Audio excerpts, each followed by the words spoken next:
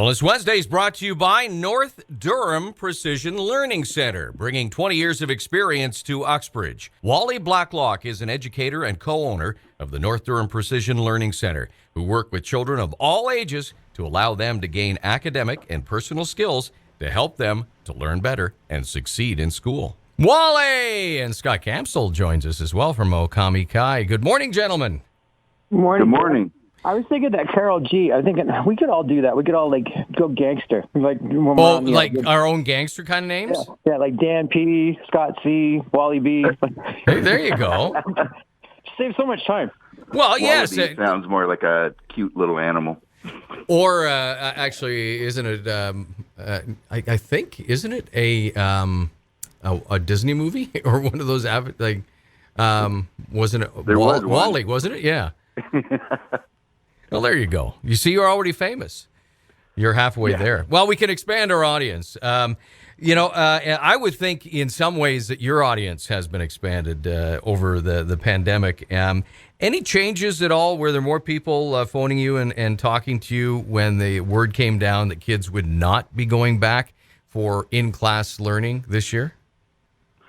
Yeah, and particularly we've got quite an influx of kids that are senior kindergarten, grade 1, and grade 2, which kind of makes sense because it's the formative years when they're learning to read better, and they're expected to start writing. And of course, it's probably the most difficult things to teach online.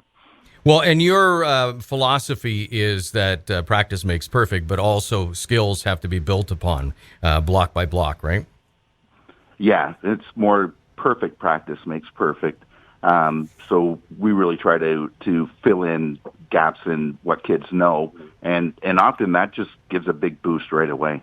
I was wondering whether you might get more of the senior kids at high school, looking to brush up, because obviously their next step would be, for most, I would think, to go to post-secondary schools, and the concern that they may not be as sharp in entering that field as they normally would be in class.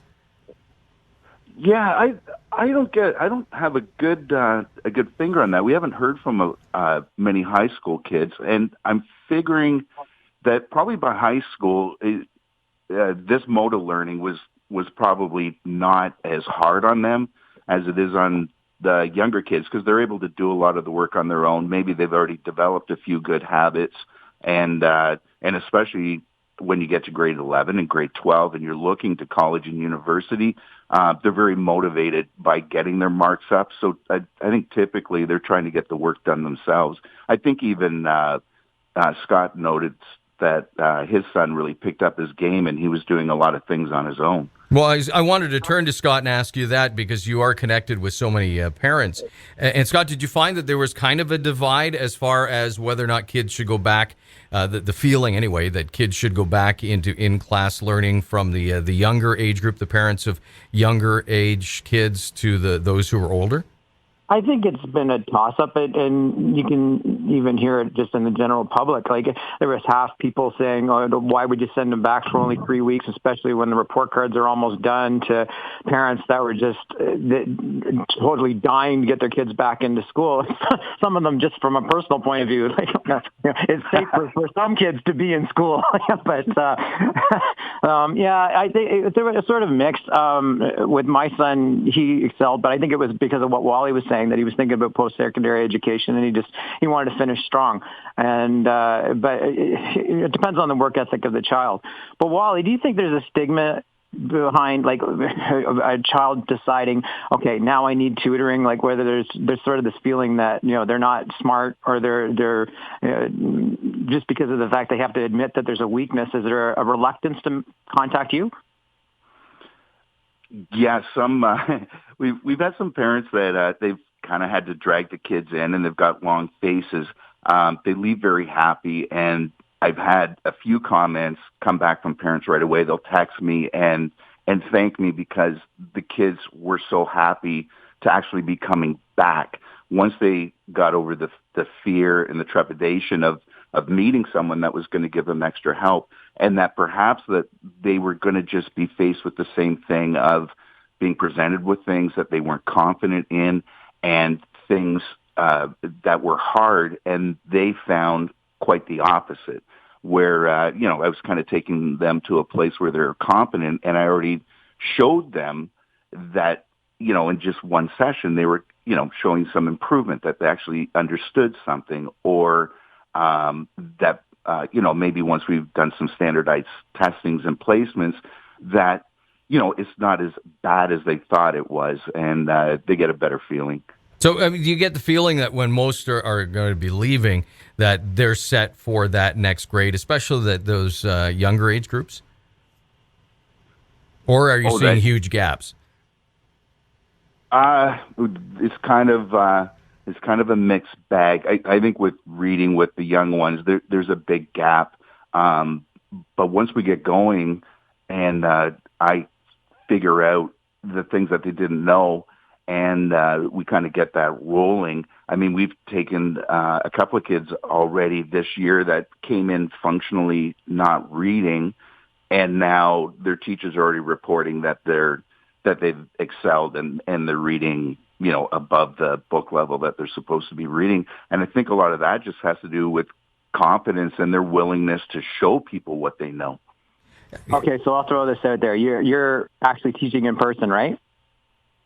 We're able to sit with people in person because we're a supervised service.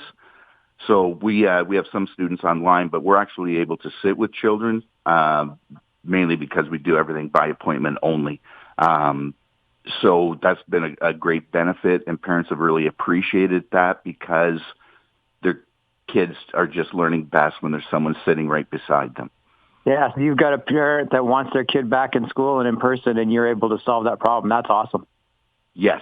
Yeah, and I've been very happy to be able to do it. Yes, and again, as you mentioned, it's appointment. And even in the context of in-class learning on a regular basis, it's a different learning situation than they would have in school. Oh yeah, because we're one-on-one. I mean, they get full attention. I mean, even in an hour, we'll get a ton of material covered, a lot of work done. They get a lot of practice. So even an hour once a week, generally we get a really good lift in their abilities. Do you find it's almost like a tune-up? Like you're taking your car in for a tune-up? Well, yeah, because, I mean, you take your car in and just say, well, the wheels don't turn. Well, maybe the wheels don't turn because of a spark plug or, something else. So you fix those other things, and it starts fixing the more major problems. Right. And I guess let's end off here, and I just say, I hear the dire predictions, the lost generation because of the pandemic. What's your feeling in what kids have gone through with their education during this pandemic? I think next year will probably pose a few challenges as far as just identifying which kids kind of need the extra help and what they need. But I think overall it'll kind of dissipate and disperse as the kids are moving up through the grades, and they'll learn the things they need to learn and come up to snuff. And are you hearing a lot, Scott, at your level with the kids who are working through Okami Kai? I'm hearing what in what respect? Just, like they feel like they're behind, or do they even know? Because it's interesting, something Wally said that, I think some of those kids walking into his office don't even realize that they're lacking a confidence. They don't understand once they get that confidence that a lot of it was behind that.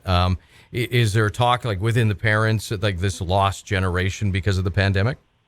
I haven't heard a lot of parents. Like, I guess there's a general concern. Like, I was just reading about this yesterday. The Spanish flu, they had said that there was a major education loss in kids because they were taken out of school during that pandemic. And I think we were at an advantage with online learning where they didn't have that back then. So I think there's definitely something that's got to be attributed to that. But overall, and you and I've talked about this with other people too, I don't know if kids really get what they've lost. Like as adults, we can all sit back and go, oh, it's too bad you can't do the graduation the way that you normally did. Or, like we can look back at our own history and sort of say, oh, I really enjoyed this moment. And It was funny. I just messaged this to somebody the other day. Like, I think everybody sort of enjoys the good old days, and that's based on memories. So maybe if we start looking at the now and start making our positive memories now, that could be a benefit too. I think that's a big difference too with that other pandemic is we didn't have Wally back then. Now we got Wally, so the kids have someplace to turn. That's true. There you go. And if they want to turn toward Wally, how can they get a hold of you, Wally? They can always call the office, 905-852-0527, or check out our website, northdurhamplc.com. We'll keep learning them good. I'll keep on trucking. I was part of my own generation, so we'll talk about whether or not that was lost. Keep learning them good. I like that. Yeah, I'm gonna need that contact information for Dan. I'll send him over. I have teachers that taught me in high school who go, well, I can tell you about a lost generation. So anyway, guys, thanks for... Every teacher that listens to me is doing that too. It's like, I can't believe he's even on the air. I can't believe he can speak English. I know. I feel so sorry for my former English teachers. And we just stay away from math. Let's put it that way. Guys, thanks for the talk. And Scott, we'll catch up again next Wednesday. And Wally, we'll catch up with you next month. Thank you. Great, Dad. Thank you. Take care.